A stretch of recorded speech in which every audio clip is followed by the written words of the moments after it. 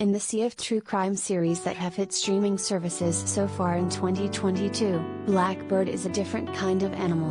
And boy, can this bird fly! Taron Egerton turns in a powerhouse performance as Jimmy Keene, the drug-dealing son of a cop, Ray Liotta, in one of his final roles.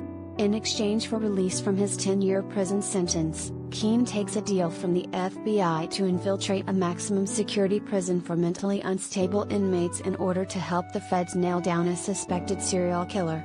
But, before he can be released, Keene has to gain the trust of said serial killer, Larry Hall, a creepier-than-ever Paul Walter Hauser, and find out the location of the bodies of suspected victims.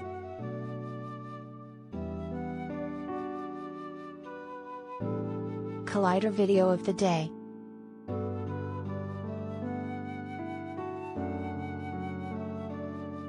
It's the top-notch performances that really make this series soar above the others in the true crime genre. Egerton is on point from minute one as the cocky, "You'll never catch me and make it stick" Keene. A smooth talker who has never met a stranger, Keene is smug and smirky up until the point he realizes what he thought would be a 2-year sentence is actually 10 years, with no possibility of parole. At first, he scoffs at the FBI's proposal, but once his father suffers a stroke and the fragility of life becomes very real, he changes his mind. Everything Hess doing after that is in order to gain his freedom and spend more time with his ailing father.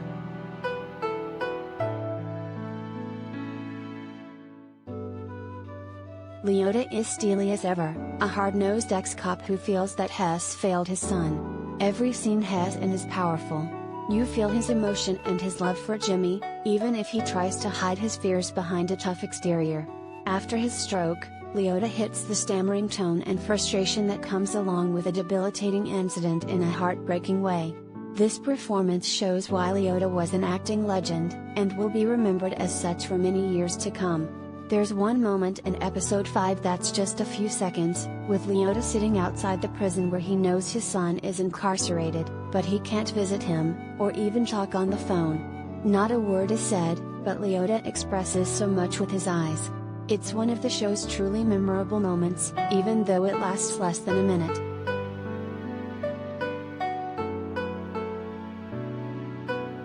Also turning in an outstanding performance is Sepideh Muafi, as FBI agent Lauren McCauley.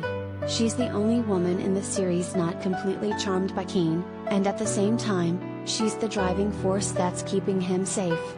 Or at least as safe as one can be in a penitentiary full of hardened, possibly insane violent criminals. She shows very little emotion and virtually no reaction to Keene's suggestive comments, but you get the sense that Terry's a lot she's not sharing with the world surrounding her. It's very much a boys' club of a series, and as the sole female leading character, she's tough, professional, and wholly admirable.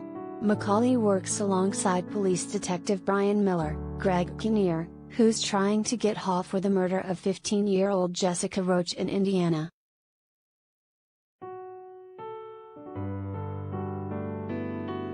And then Terese Hauser's portrayal of Larry Hall.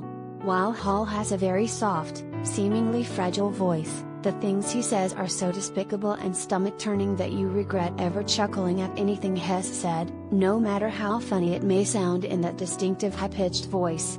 Hess a menacing character, one who preys on young women and girls. His youngest known victim is 14, and the oldest is a college student.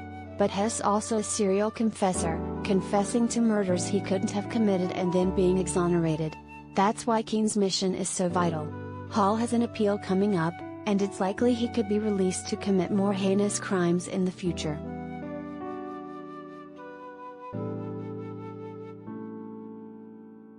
The cat-and-mouse game between Keene and Hall is the meat of the series, with the two lobbing between being the best of friends to not trusting one another beyond the sight of their adjacent cells. Again, it's the performances that keep the audience engaged. There are moments when you may start feeling anxiety for Keene, and in the next second, Hess laughing with Hall like they're buddies out at the bar, not pulling janitorial duty in a federal prison. Egerton and Hauser switch back and forth between these moments with ease. Their performances both are nothing short of astounding.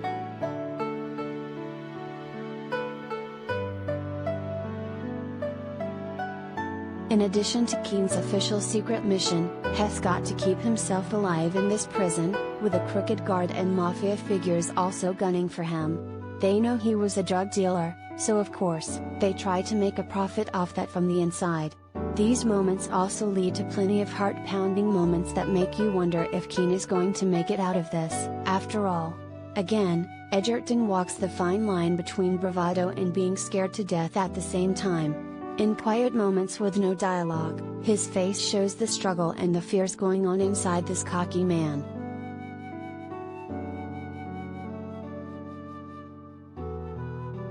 For a series that's mostly set inside a very grey prison or 1990s law enforcement offices, Terry's still plenty of action, even if it is mostly through flashbacks. When that dialogue and its delivery are so compelling, though, you barely notice the scenery. The story is based on true events that happened in 1994 and 1995, and the real Keene would go on to write a book about his experience inside the prison, called In with the Devil, which was the original name of the series as well. Keene is an executive producer of the series, along with Egerton.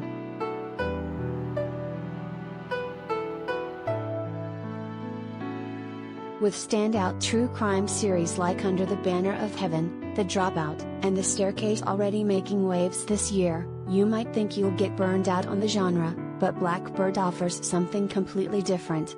Though it's not perfect, there are some flashbacks that seem a bit out of place. The style and tone, the suspense, and the powerful and emotional performances of Egerton, Hauser, and Liotta in particular, all join together to make Blackbird something truly special.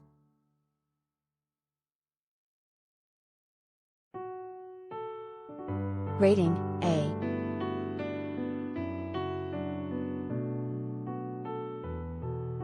The first 2 episodes of Blackbird premiere on Apple TV Plus on July 8. Subsequent episodes will air each Friday through August 5.